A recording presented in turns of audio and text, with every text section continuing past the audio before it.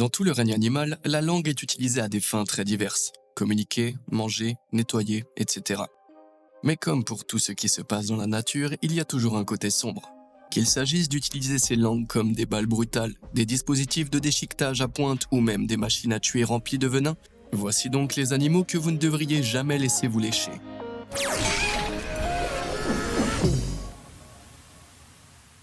Chien dangereux. Pour la plupart d'entre nous, le fait d'être léché par un chien suffit à faire fondre notre cœur, indépendamment de sa mauvaise haleine et de sa bave filandreuse. Cependant, pour certains propriétaires de chiens, la lèche de leur chiot s'accompagne de quelque chose de bien pire. En 2019, Mary Trainer s'est sentie mal au retour de vacances dans les Caraïbes. Elle a d'abord cru qu'elle avait la grippe, mais après avoir développé de la fièvre, des nausées et des maux de dos, elle s'est rendue à l'hôpital. Peu après son arrivée, son état s'est rapidement détérioré. Elle a perdu connaissance et a été plongée dans un coma artificiel. Ses bras et ses jambes ont horriblement viré au violet à mesure que la gangrène s'installait, coupant l'approvisionnement en sang de ses membres. Les médecins étaient déconcertés et ils ont d'abord pensé qu'elle souffrait d'une maladie liée au voyage. Mais 7 jours plus tard, ils ont fait la découverte choquante de la véritable cause de son état. Il ne s'agissait pas d'une maladie tropicale, mais d'une plaie que son chien avait léchée sur son bras. Aussi inoffensive qu'elle puisse paraître, la salive de la plupart des chiens contient une bactérie appelée Capnocytophaga canimorsus. Cette bactérie se transmet normalement par morsure, mais il suffit parfois d'un léchage innocent sur une plaie ouverte pour qu'elle se transmette. Pour éviter que l'infection mortelle ne se propage, les médecins ont retiré les zones affectées du corps de Trainer. Malheureusement, cela a nécessité l'amputation de ses bras et de ses jambes. Heureusement, la Capnocytophaga n'est généralement pas aussi dangereuse pour l'homme. En général, les symptômes ressemblent à ceux de la grippe. Cependant, dans de rares cas, elle est extrêmement mortelle, à tel point qu'environ 3 personnes sur 10 qui développent une infection grave à Capnocytophaga en meurent. C'est malheureusement le cas d'un Allemand de 63 ans qui a contracté la maladie après avoir été léché par son chien.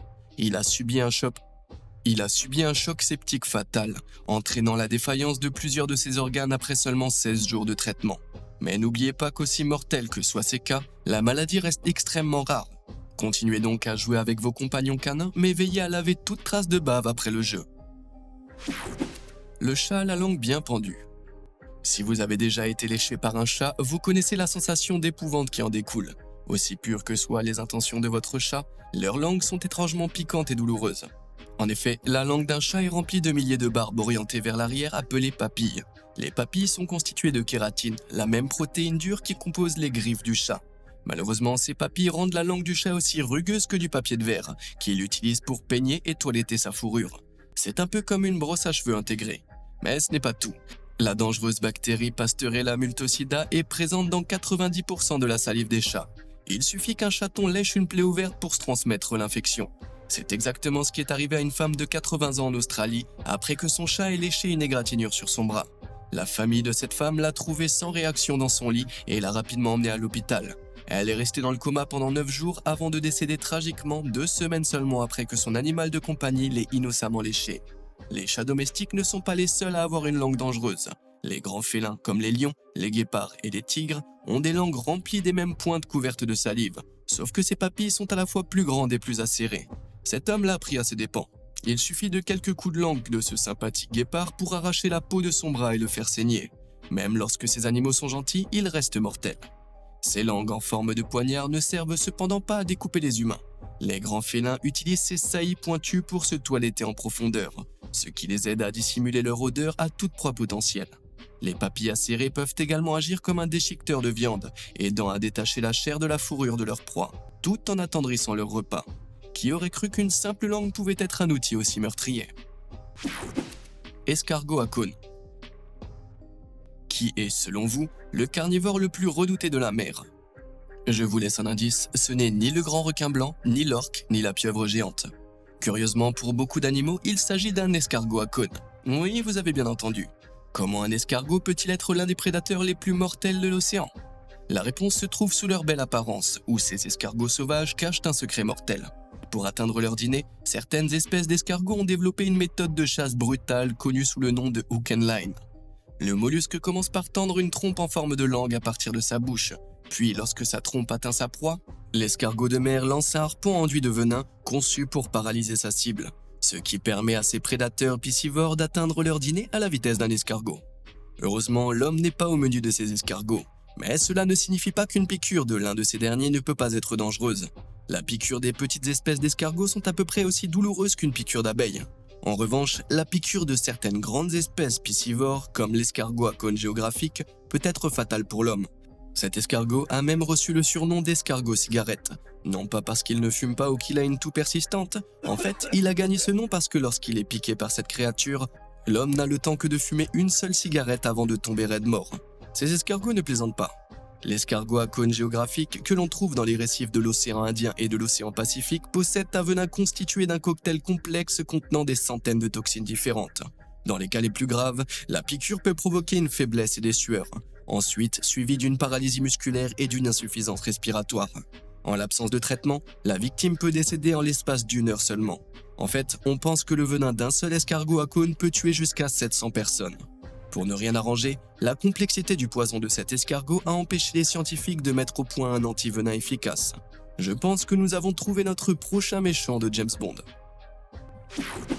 Poisson vampire. Le corps visqueux de la lamproie marine, qui ressemble à celui d'une anguille, peut suffire à vous tordre l'estomac. Mais si ça vous dérange, attendez de voir l'intérieur de sa bouche. Bien qu'elles aient l'air de sortir d'un film d'horreur extraterrestre, ces curieuses créatures sont en fait des poissons. Aussi effrayante qu'elle puisse paraître, la bouche de la lamproie marine n'est pas seulement conçue pour donner aux humains des nuits agitées.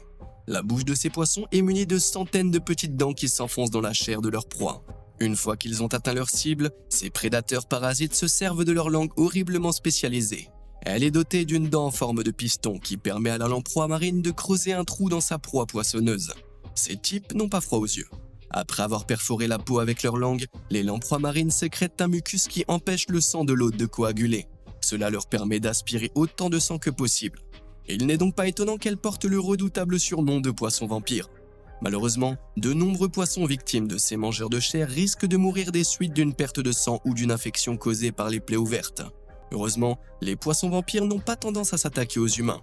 Ils sont adaptés pour se nourrir de poissons à sang froid et non de mammifères à sang chaud, comme nous.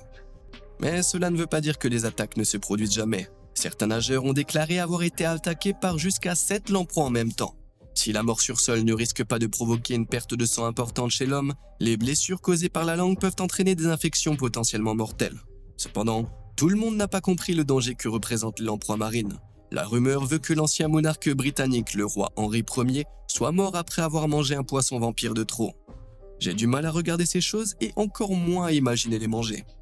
Mais vous savez ce dont vous ne vous lasserez jamais de vous régaler? Ouais, mes vidéos. N'oubliez pas de cliquer sur les boutons j'aime et s'abonner ci-dessous, et vous aurez accès à toute une série de contenus de qualité. C'est fait? Parfait, revenons-en à nos moutons. La myxine horrifiante. Bien que les lamproies ne soient pas les poissons les plus beaux à regarder, elles ont l'air d'un rêve comparé au cauchemar qu'est la myxine. Ce poisson, qui ressemble à une anguille, est dépourvu de mâchoire et d'arêtes et possède 4 cœurs. Aussi inquiétant que soient ses caractéristiques, aucune d'entre elles ne vous choquera autant que sa bouche.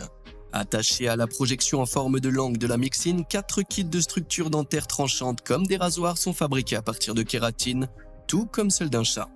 Je sais maintenant où Stranger Things a puisé son inspiration pour le démon Gorgon. Lorsqu'il s'agit de se régaler de proies, comme des poissons morts, les myxines mettent ces bouches monstrueuses à l'œuvre. Elles sortent leur langue et pincent leur mâchoire pour s'accrocher à leur nourriture, avant de rétracter leur langue dans leur bouche pour déchiqueter leur repas. Comme si cela ne suffisait pas, elles sont également connues pour s'enterrer la bouche la première dans des carcasses de poissons, avant de creuser un tunnel dans la chair pourrie pour manger leur repas de l'intérieur. Comme les myxines se nourrissent généralement d'organismes marins morts ou mourants, elles ne représentent pas une menace réelle pour les humains, du moins pour ceux qui sont encore en vie. Si une personne gravement blessée ou décédée gisait au fond de la mer, ne vous y trompez pas, ces animaux n'auraient aucun mal à déchiqueter de l'intérieur. Le tueur à l'emporte-pièce. Ouais, vous installez pas trop confortablement, car les cauchemars de l'océan ne s'arrêtent pas là. Le requin Cookie Cutter, qui porte un nom adorable, a l'air gentil, mais ne vous y trompez pas. Ce monstre marin a gagné son nom non pas parce qu'il est un brillant pâtissier, mais parce qu'il arrache à ses proies des morceaux de chair de la taille d'un biscuit. Bien qu'ils n'atteignent que 20 pouces de long, ces chasseurs affamés se régalent de tout ce qui leur tombe sous la dent, y compris, tenez-vous bien, les dômes sonars en caoutchouc des sous-marins. La plupart des requins ont des basials, c'est-à-dire des langues faites de cartilage. En général, elles sont immobiles et plutôt inutiles, mais pas celles des requins en porte-pièce. Au lieu de cela, ils utilisent leur langue d'une manière effroyable. Lorsque ces étranges poissons s'accrochent à leur proie, ils enfoncent leurs dents pointues. Ils s'accrochent ensuite à leur proie grâce à leur langue puissante qui est attachée et renforcée par des muscles de la gorge très puissantes. Les requins effrayants utilisent l'incroyable puissance de succion de leur langue pour aspirer littéralement un morceau de chair qu'ils tournent ensuite autour de l'incision pour aspirer la chair de leur proie. La nature n'est-elle pas magnifique? Si le poisson a la chance de survivre à l'attaque, il gardera à jamais un trou caractéristique en forme de bouchon dans son flanc, un peu comme un tatouage de requin à l'emporte-pièce. Comme ces prédateurs chassent la nuit en eau profonde, les rencontres avec l'homme sont rares. Cependant, en 2009, Mike Spaulding a fait partie des malchanceux, après avoir été attaqué par un requin lors d'une baignade nocturne au large des côtes d'Hawaï. Alors qu'il nageait vers le kayak de son ami, le requin s'est accroché à sa jambe. Spaulding a été transporté d'urgence à l'hôpital et s'est rapidement rétabli. Cela ne veut pas dire que l'incident ne l'a pas marqué, littéralement. C'est une raison suffisante pour que je ne baigne jamais la nuit. Regret du raton laveur. Avec leurs grands yeux et leurs petits masques de bandits, les ratons laveurs sont des animaux plutôt mignons, sauf lorsqu'ils fouillent dans les poubelles des gens. Mais saviez-vous que la langue de ces espiègles mammifères contiennent une bactérie mortelle responsable de 55 000 décès humains chaque année? La rage se trouve dans la salive d'animaux du monde entier, notamment de chiens, de singes, de chauves-souris et, vous l'avez deviné, de ratons laveurs. Rien qu'aux États-Unis, 30% des ratons laveurs sauvages seraient atteints par la rage. Il suffit qu'un raton laveur enragé lèche une plaie pour que la maladie se transmette à l'homme. Les premiers signes de l'infection se manifestent au cours des premiers mois de contamination. Ces symptômes comprennent de la fièvre et des maux de tête. Cependant, au fur et à mesure que le virus se propage, les symptômes s'aggravent. L'infection finit par provoquer une inflammation du cerveau et du système nerveux central. Cela peut entraîner des spasmes musculaires et des difficultés respiratoires. Aussi choquant que cela puisse paraître, il existe même des cas où des personnes atteintes de la rage ont développé une peur de l'eau. En effet, l'effet secondaire étrange, connu sous le nom d'hydrophobie, est déclenché par l'inflammation du cerveau, qui perturbe les facultés cognitives nécessaires à la déglutition et conduit de nombreux malades à la rage à avoir de l'écume dans la bouche. Même avec des soins intensifs, la survie est quasiment impossible une fois que les symptômes se sont manifestés. Tout espoir n'est cependant pas perdu. Depuis 1997, le gouvernement américain distribue des vaccins oraux contre la rage aux ratons laveurs, dans le but de leur débarrasser de la rage d'ici 2053. Il ne reste donc plus que 30 ans avant que nous ne puissions tous nous approcher d'un raton laveur sans craindre de nous transformer en cadavres écumants et sifflants. Salamandre rapide. À votre avis, qui détient le titre de la langue la plus puissante du règne animal? On pourrait penser qu'il s'agit de quelque chose de grand et de féroce comme un loup ou un tigre. Mais étonnamment, c'est la salamandre palmiste géante d'Amérique centrale qui détient le titre de la langue la plus puissante. Cet étonnant amphibien peut tirer la langue sur une longueur d'environ 3,5 cm. C'est peut-être pas très impressionnant pour un être humain, mais ça représente plus de la moitié de la longueur du corps de la salamandre géante. C'est comme si un homme adulte tirait la langue sur plus de 30 cm. Voilà une image qui fait froid dans le dos. Sa longue langue portée est une chose, mais la vitesse de la langue de la salamandre palmiste géante est ce qui la distingue des autres. Ces animaux peuvent sortir toute la longueur de leur langue en seulement 7 millisecondes, ne laissant aucune chance à leur proie de s'échapper. Si vous vous posez la question, sachez que c'est environ 50 fois plus rapide qu'un clignement de paupières moyen. C'est comme un tour de magie. Une seconde, l'insecte vit sa vie, et la suivante, il disparaît dans les airs, ou plutôt dans la bouche de la salamandre. Sans surprise, cette vitesse nécessite une énorme quantité d'énergie. Ces arbalètes charnues exercent une puissance de 18 000 watts par kilogramme de muscle. À titre de comparaison, lorsqu'un humain sprint, il produit environ 2000 watts d'énergie. Ainsi, cette petite salamandre transperce sa proie avec l'énergie d'environ 9 humains en train de sprinter. Ces insectes n'ont aucune chance. Et les scientifiques pensent qu'ils ont découvert la science derrière ces langues à balles. Contrairement aux langues typiques qui sortent simplement de la bouche, les langues des salamandres palmistes géantes sont rapidement tirées de la bouche par une projection balistique. En effet, la langue sort de la bouche comme une flèche d'un arc. C'est une sacrée arme à ranger dans sa bouche, ouais. Heureusement, il n'existe pas de cas d'humain ayant reçu un coup de langue de salamandre palmiste géante, mais j'imagine qu'une langue qui se déplace à peu près à la vitesse d'une balle, ça peut faire très mal. Oiseaux brutaux. Malgré leur apparence élégante, les oies sont des animaux turbulents et agressifs qui ne reculent devant rien pour protéger leurs petits. Dit comme ça semble déjà terrifiant, mais attendez de voir les horreurs que ces oiseaux cachent dans leur bouche. Comme tous les oiseaux, les oies n'ont pas de kit dedans. Pour les aider à mâcher leur nourriture, ces oiseaux aquatiques sont armés de centaines de petites tomias sur leur bec. Mais les tomias ne tapissent pas seulement leur bec. Ce cartilage hérissé tapisse aussi les côtés de leur langue. Ça rend leurs pièces buccales charnues, dures et tranchantes, ce qui les aide à déchiqueter les aliments comme des graines, la végétation et même des petits poissons. Heureusement, les humains ne sont pas au menu de ces oiseaux turbulents, mais ça ne les empêche pas d'attaquer tous ceux qui se trouvent sur leur chemin. Et avec les rangées de tomias acérées qui bordent leur bec et leur langue, même un coup de langue de l'un de ces oiseaux aquatiques ne peut que laisser des traces. Tout comme les oies, les manchots ont une bouche spécialement adaptée à leur absence de dents. La langue du manchot est garnie de poils acérés faits de kératine. Ces pointes orientées vers l'arrière les aident à avaler leur nourriture vivante et entière sans qu'elle ne puisse s'échapper. Aussi mignons que ces animaux puissent paraître de l'extérieur, les langues des pingouins sont vraiment des cauchemars. Se faire lécher par l'un d'entre eux serait probablement inoffensif, mais une morsure, la force du bec d'un manchot contre votre peau, avec la pression supplémentaire de ces minuscules barbes du diable, ne manqueront pas de provoquer une profonde coupure. Qui aurait cru que ces oiseaux pouvaient être aussi horribles? Poisson pacou. À première vue, on pourrait confondre ce poisson pacou avec un piranha. Du moins, jusqu'à ce qu'ils ouvrent leur bouche. Si vous pensiez que les dents de piranha étaient effrayantes, attendez de voir le kit de dents des pacous, qui vous fera dresser les cheveux sur la tête. Ces poissons omnivores que l'on trouve généralement en Amérique du Sud sont dotés d'une bouche humaniste troublante, avec un kit de dents carrées et droites et une langue plate. Leurs grosses molaires sont conçues pour broyer les graines et les noix qui tombent des arbres dans les rivières. Et la rumeur dit que ce ne sont pas les seuls types de noix dont ces redoutables poissons raffolent.